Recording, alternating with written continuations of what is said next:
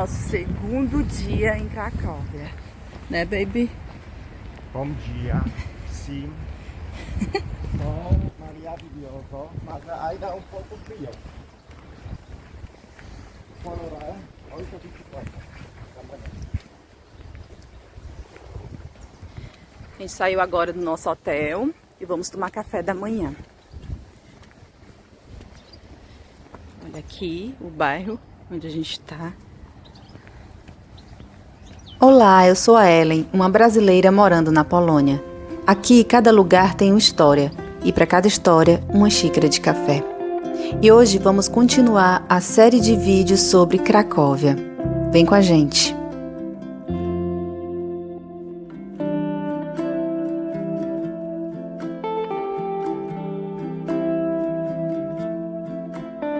Vamos conhecer o Castelo Real de Wawel, um castelo renascentista histórico defensivo e residencial localizado em uma colina às margens do rio Vístula. Aqui a gente está à beira do rio Vístula, um dos rios que banham a Polônia. Umas embarcaçõezinhas. Muito lindo. Muito lindo aqui. E aqui de frente o castelo.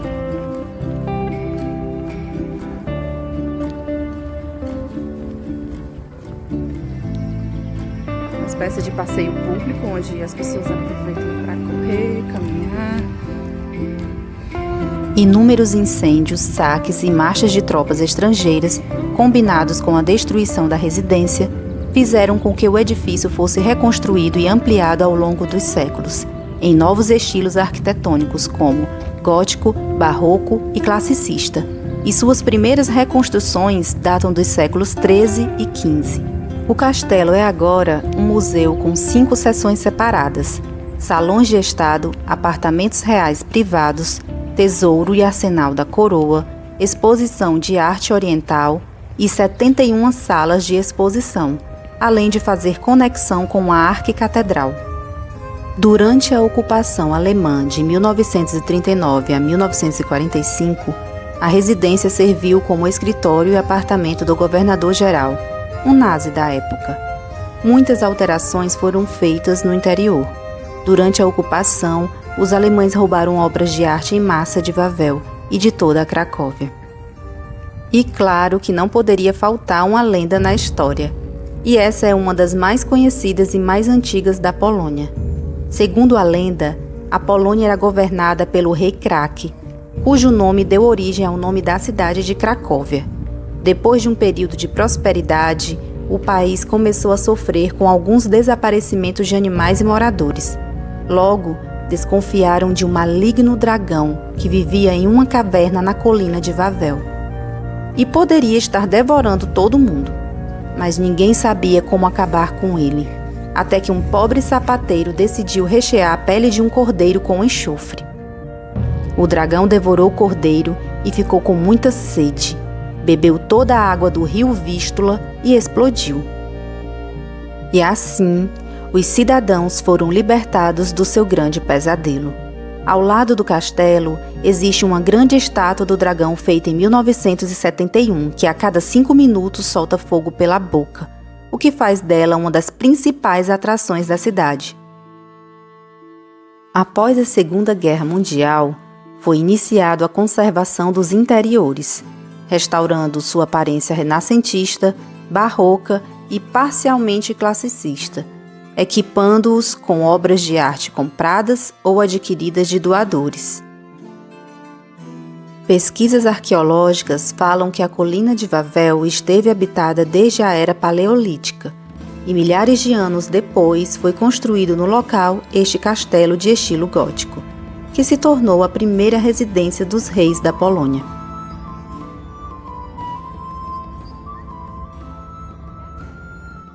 E antes de explorar o castelo, fomos finalmente tomar nosso café da manhã. Tivemos sorte de encontrar uma mesa livre na cafeteria de frente. Iniciamos a nossa aventura pela Torre de Zygmunt, que é uma das 3 torres da arquicatedral conectada ao castelo de Wawel. A Basílica Arquicatedral de Santo Estanislau e São Venceslau é uma igreja de propriedade da Arquidiocese de Cracóvia.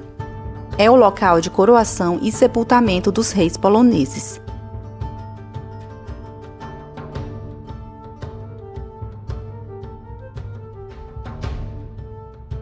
Entre os enterrados no lugar estão, entre outros, São Estanislau de Chespanów e outros bispos de Cracóvia, quase todos os reis de Władysław I, o Cotovelo Alto, a Stanisław Leszczyński.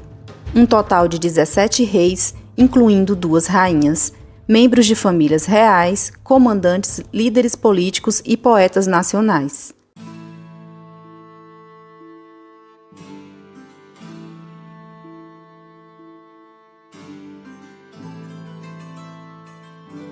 Com mais de 900 anos de idade, a atual Catedral Gótica é o 3º edifício neste local. O primeiro foi construído e destruído no século XI. O segundo, construído no século XII, foi destruído por um incêndio em 1305. A construção da atual começou no século XIV, sob as ordens do bispo Nanker.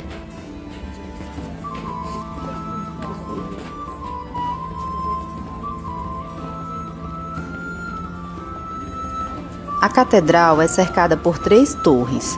A Torre de Zygmunt, com o famoso sino Zygmunt, a Torre do Relógio e uma terceira torre chamada Torre do Vigário, ou Torre dos Sinos de Prata, porque os sinos pendurados ali contêm uma mistura de prata. A Torre de Zygmunt é a 2ª maior torre da Catedral de Wawel, construída na primeira metade do século XIV como uma torre defensiva. Contém 4 sinos históricos, incluindo o sino Zygmunt, que toca durante cerimônias nacionais e celebrações religiosas importantes na Polônia. Nós precisamos subir 144 degraus para chegar à Torre do Sino, onde 12 sineiros são necessários para fazer soar o instrumento de 12,6 toneladas.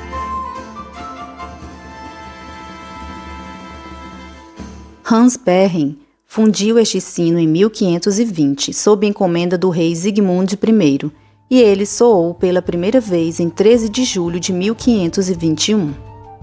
O sino apresenta relevos de São Estanislau e São Zygmunt, junto com os brasões da Polônia e da Lituânia em sua superfície, e mede 241 centímetros de altura e 242 centímetros de diâmetro, com paredes de bronze variando entre 7 e 21 centímetros. O som deste sino de bronze viaja até 30 quilômetros pela região, dando para escutar de numerosos vilarejos e cidades próximas. Voltando um pouco para a história medieval desse sino, temos o rei Sigmund I, o Velho, que contratou o fundidor de sinos Hans Berren, de Nuremberg, atuante em Cracóvia desde 1518, para fundir o sino. As razões pelas quais o rei decidiu financiar o sino são desconhecidas. Talvez tenha sido uma oferenda votiva relacionada ao nascimento de seu filho Sigmund II Augusto, que nasceu em 1º de agosto de 1520. O sino e seu tamanho pretendiam enfatizar o poder do rei reinante. É seguro dizer que Zygmunt é o rei dos sinos polacos e o governante dos corações polacos. Faleceu aos 81 anos, em 1º de abril de 1548, por complicações de saúde, em idade avançada comparado à estatística da época. E seu corpo foi sepultado na Catedral de Wawel, em Cracóvia, sendo sucedido como novo rei da Polônia e Lituânia por seu filho Sigmund II Augusto. A réplica da coroa do rei Jan III Sobieski e a espada original da coroação dos monarcas poloneses estão no Museu da Colina de Wawel, na exposição de tesouros da coroa. Já os túmulos dos reis Zygmunt I, o Velho, e seu filho Zygmunt II Augusto, Cassimiro III, o Grande, e Jan III Sobieski, incluindo o sarcófago da rainha Jadwiga, entre outros, estão dentro da catedral. Alguns túmulos da realeza ficam na cripta dos reis, mas não todos. A localização depende do período em que os reis viveram e da importância simbólica que seus sucessores deram à sepultura. Uma das mais antigas e importantes criptas da Catedral de Wawel é a cripta de São Leonardo, do final do século XI, de estilo românico, com colunas abobadadas em pedra. Foi lá que Tadeusz Kościuszko, general do exército polonês, fez o juramento de lutar pela liberdade de sua nação em 1791. Outra atração imperdível do castelo são os Salões do Estado. É uma cadeia impressionantemente grande de câmaras e salas restauradas aos seus estilos renascentista e barroco originais, contendo móveis, pinturas e tapecerias de época. Fotografias no interior não são permitidas, assim como na catedral. A Catedral de Wawel é um lugar mágico. Suas paredes, imbuídas do espírito do passado, contam a história da luta pela independência, pela unidade nacional e pela cultura cristã. A cada passo, a cada olhar para as próximas capelas e monumentos, você pode sentir o sopro do passado e o eco dos eventos que moldaram o destino da Polônia.